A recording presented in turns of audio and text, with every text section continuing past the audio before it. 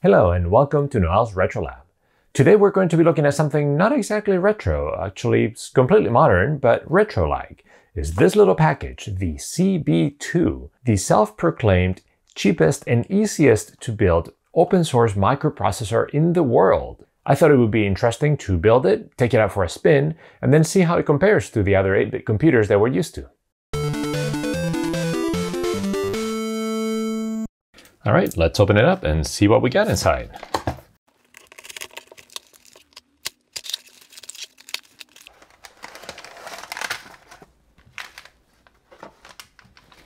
Okay, nice self-contained package. And a little note telling us to go to the website. Okay. Not crazy about all the little components just loose in that big bag. I guess it's not a big deal, but it would have been nicer if they came in a smaller little bag by themselves so they don't get damaged or bent or whatever. But I guess they're mostly resistors, so that's fine. And this is what it looks like with everything sorted and out of the bag. Very straightforward. The only thing is going to be all those resistors. They're probably all different sizes. So we're going to have to look at our color table coding and also use the multimeter to make sure we get the right ones. But yeah, it looks pretty straightforward. We could start soldering right away, but good kits come with a lot of information to make your life as easy as possible. And since this one is billed as an easy kit to build, something for beginners, I expect to have really good info. So it didn't come packaged with any materials, but they have this big note sending us to the website, which seems reasonable to keep the costs down. So let's check out the website. And really the website does not disappoint. It has a whole building guide section very clearly labeled, and it has everything you could possibly want in there. The first thing is a circuit schematic. A lot of beginners might not look at it much, but I love having that. It's the ultimate guide whenever you have some problems or doubts building some component, or really if you build it and then something goes wrong, that's the first place to look as a guide to try to debug the problem. Next up is a PCB layout. Well, again, it's not strictly needed, but it's nice to have again.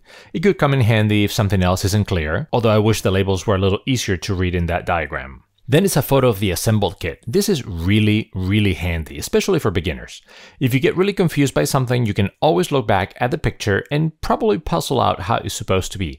For example, that this board accepts the resistors to be built vertically instead of the more normal horizontal layout.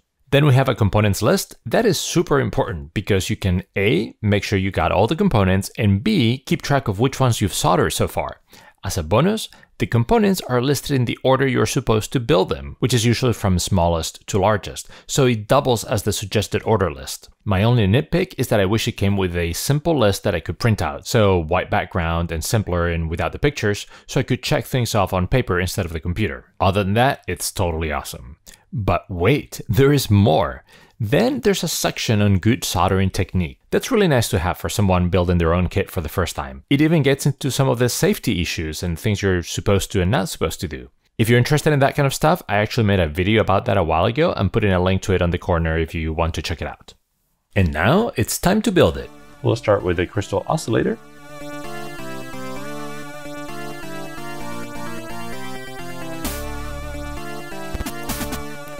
Next, we're supposed to solder the microprocessor, but I'm going to put a socket instead.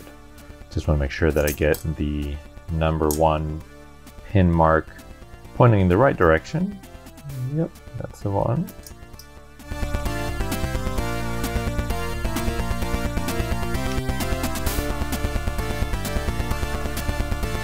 Okay, that's pretty good. We'll do all the cleaning of the flux at the end. Next, we're supposed to solder the small capacitors, and those you can easily tell by the numbers. So we have 2 that are 22 picofarads, and we have 4 that are 100 nanofarads. These are C3, C4. Just need to look for the markings on the board. I have to say the markings are pretty small, but that's what you get with such a compact board. Oh, interesting. It doesn't say C3 and C4 on the board. Instead, it just says 22 picofarads and 100 nanofarads. That's unusual. Most kits of this type will tell you not the value, but the the number of the components.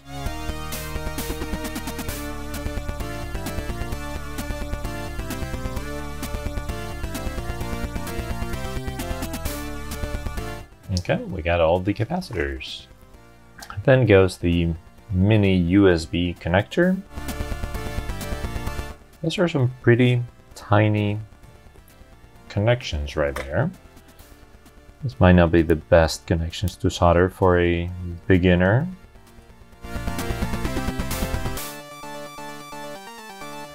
Those are almost SMD connection. I'm better off putting some solder on the tip. Yeah, those were definitely not beginner friendly.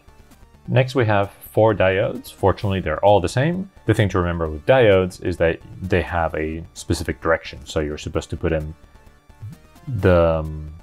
the way they're shown on the board. So for example, that's a diode right there, and you need to match the stripe with the stripe here. So this one would go like that.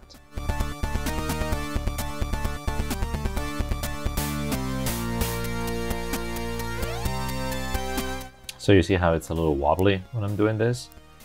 I would have, if I had chosen the order, I would have put the diodes before the microprocessor or the socket, because they're so small and flush up against the board. Then we wouldn't be getting that annoying wobbly. Next up are the 2 electrolytic capacitors. Again, they're both the same, 33 microfarads. The only thing with these is that you need to make sure you put the positive terminal in the positive spot. So there you go, have a little plus. Those are easy to find with the circle.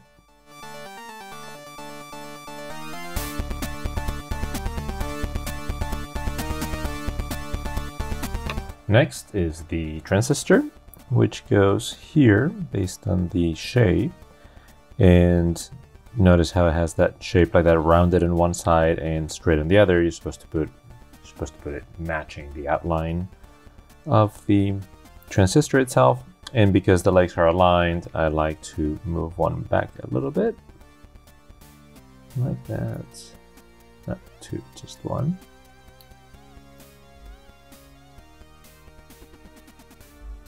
And then bend it straight. Like that.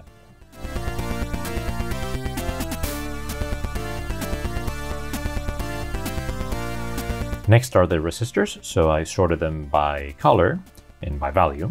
It's nice that there aren't that many different types. Here we have the 1K resistors. There's 10 of them. Then we have 3 6.8K, 3 470 ohms, and then 3 odd ones, 3.3K, 1.8K, and 180 ohms. So for the resistors, we need to look again for the actual value on the board. So we're going to start with the 1K, and they're even kind of hard to read. And this is not the more common way of putting resistors. Normally resistors are set up like diodes, so they go flat on the ground, on the board like this. These are intended to go in one way like this and then bend over. So bend them before like this. There you go. So it's supposed to end like that. And we need to do that with all the 1K resistors first.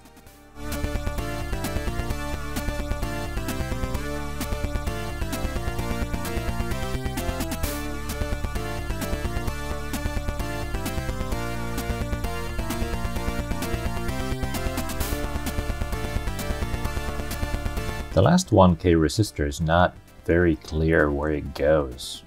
Maybe there. So that's the problem with the board being so tiny. It's very cramped, and then not having the labels. It would be easier to say R7 than it would 1K. So I'm gonna have to go check on the picture on the website to make sure that's the correct location. So this is a perfect example of why the labeling is not ideal. I actually made a mistake. This in here doesn't say 1K, it says 1K8. I don't know if you can appreciate it or not. And it turns out that that one, which is under the capacitor, so another bad labeling, that one and that one are 1K. So that's where the two 1Ks go. And then the other ones are all accounted for. So let's undo that one.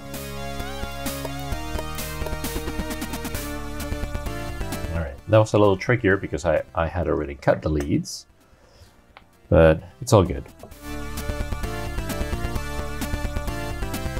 Okay, that's all the 1K resistors. So now let's grab the next group, which is the 6.8K. And it explains in the bill of materials that it's blue, gray, red, and gold. It never hurts to double check those things. So let's check it. So exactly, well, not exactly, but close enough. 6.8, good.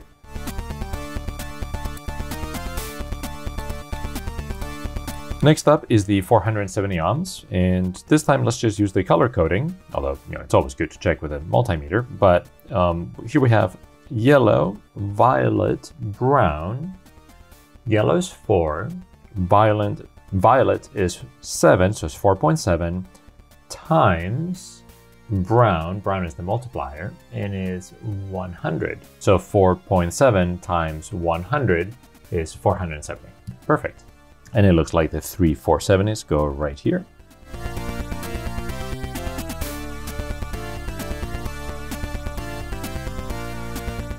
And now we're just left with 3 different resistors. All done with the resistors. Next is the serial port, which has a lot of pins, but I think it's very straightforward. It goes right there. And as you can see, we're saving the biggest part for last.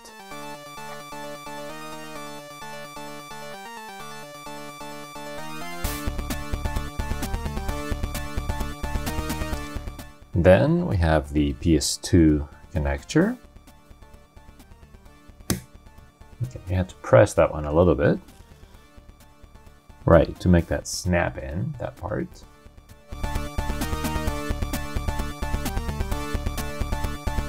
And finally, the SCART connector.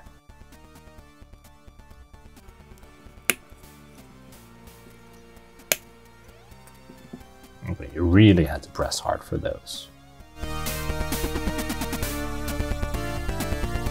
And there you go, that's everything.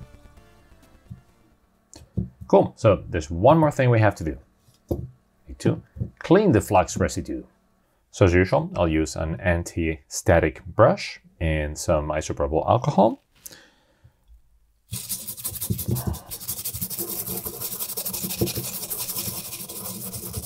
And just scrub generously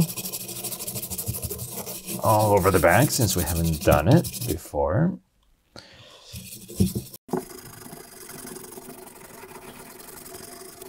Now, if all you do is this, you mostly smear the flux residue and maybe you get some of it on the brush.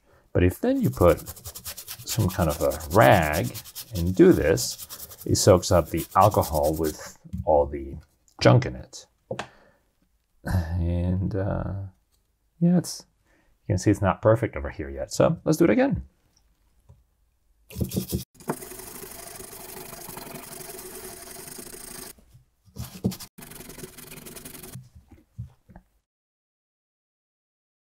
There we go.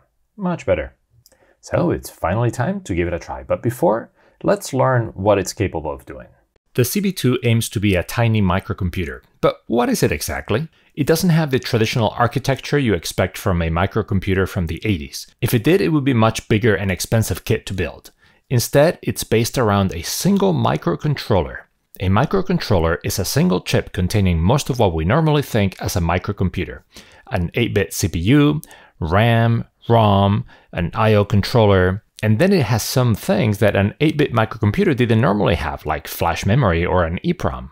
In particular, this microcontroller is the ATMega 644P, which has the following: a 20 MHz RISC CPU, 4 KB of static RAM, 64 KB of flash memory, and 2 KB of EEPROM. All those memories sound pretty reasonable, but the CPU definitely stands out at 20 MHz. In comparison, the 6510 on the Commodore 64 ran at a whole whopping 1 MHz. And Z80 computers were typically clocked at 4 MHz, so that CPU seems very powerful. The whole package is preloaded with TinyBASIC, which definitely makes it more like an 80s microcomputer. This BASIC exposes most of the capabilities of the microprocessor and lets you take control of graphic modes, input, sound, etc. On the graphics side, its default text mode is 30 by 23 characters and 16 foreground and background colors. There are some other graphic video modes that go up to 168 by 116 pixels, and colors can be adjusted for each 8 by 8 block, which sounds quite a bit like a ZX Spectrum, doesn't it? Audio is limited to a single channel with a couple of tones, noise, and envelope and volume controls, so not particularly fancy there. Overall, graphics and audio are more like an early 80s computer rather than some of the later, more powerful computers. One last thing, you can buy this kit from the link in the description, but this project is all open source. It was originally created as AVR Chip Basic by Jorg Wolfram, I'm hoping I'm pronouncing that name more or less correctly, and then continued as CB2 in this kit. All the source and schematics are available for free on the website if you want to check those out. But enough talking about tech specs, let's try it out and see what it really looks like. Let's start by plugging in the USB cable for the power supply. Then for the video, it's just a plain SCART cable. And then it turns out I didn't have any PS2 keyboards of the small connector like this one. But fortunately I had a PS2 to USB adapter, so I was able to plug in any modern USB keyboard. And there we go, all set up. Let's try it out.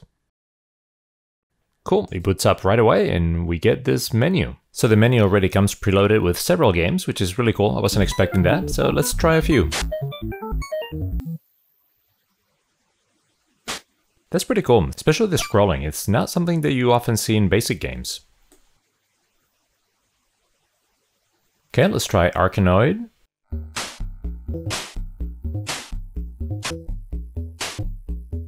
Okay, this is not very playable, but it's again a good example. The typical two-player Pong, cool. Too bad I'm the only one playing here.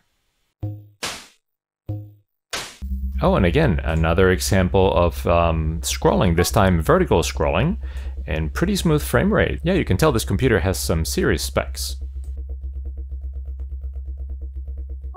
And this one, yep, a nice Pac-Man clone.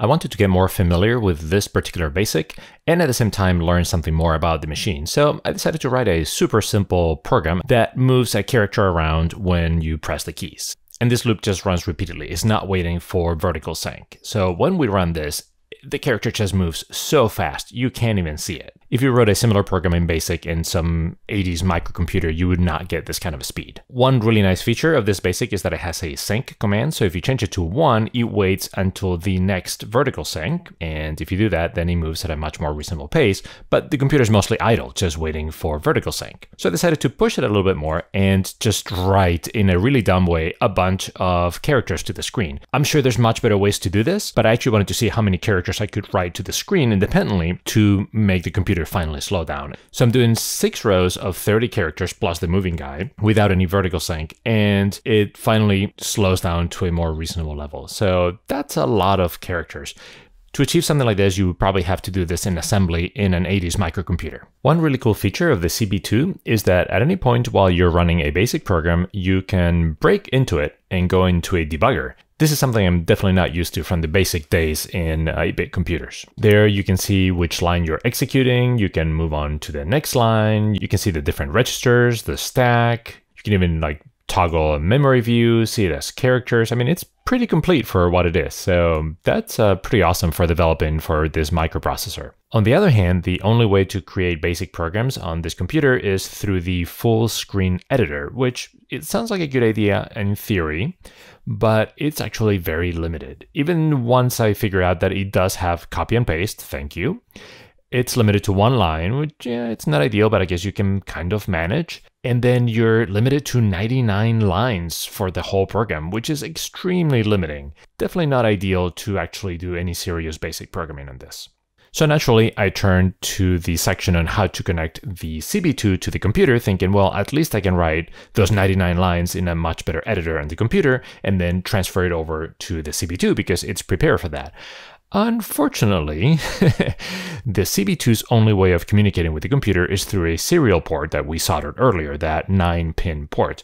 Okay, I can deal with that, except that once you start looking at modern computers, it gets a lot more difficult to talk to a serial port. Fortunately, I had a USB to serial cable that I must have used for programming some firmware in some other device, so I was really excited about it and I went to try it, and then I realized they're both male connectors. Oops! Yeah, that won't work, so I won't be able to send any programs from my computer to the CB2. Bummer! But you aren't just limited to basic programs with the CB2. The website has a whole section on extensions you can have for the CB2.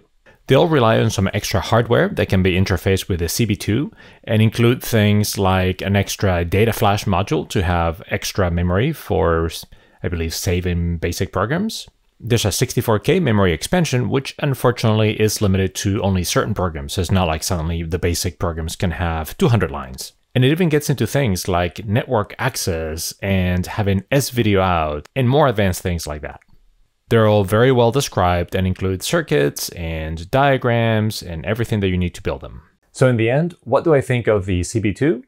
It depends on how you think about it. As a beginner kit, it's actually pretty good. It's cheap, the components are easy to solder for the most part, the instructions are wonderful, and it's just very satisfying to build it in 30 minutes and turn it on and see it working. So that's great. As a basic microcomputer, it's a mixed bag. It's fast enough that you can write some basic programs without worrying too much about performance and they work great. On the other hand, it's actually pretty limited in the editor itself, in the number of lines you can have per program, so you could never really write any complex basic programs.